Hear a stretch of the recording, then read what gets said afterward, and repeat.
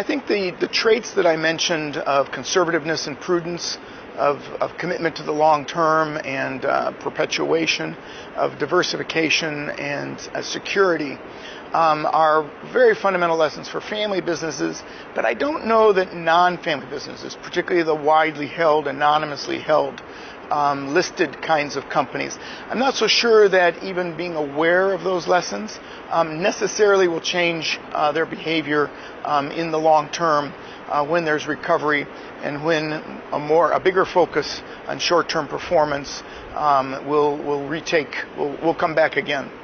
I think the other thing that family businesses are learning from this is that there's great advantage to having excellent governance, and there's great advantage in really preparing the family and educating the family to how to understand the business, so that these very, very dramatic times can be put into a context and can have the extra resources of good independent directors and good independent advisors.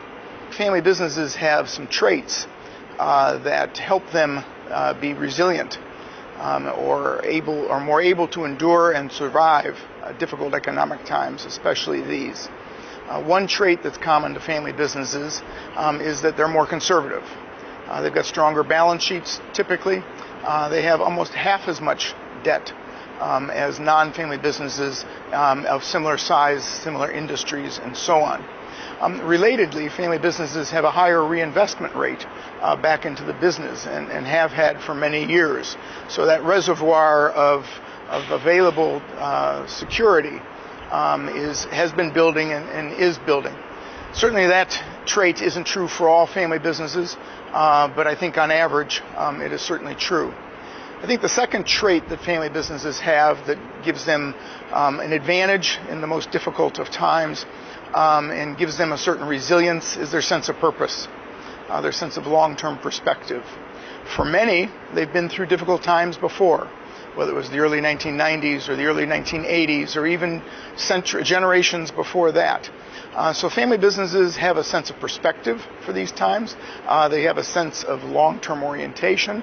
But most importantly, they have a sense of purpose. Continuing the business, protecting the business, doing what's ever necessary to protect and preserve the business is a part of their soul.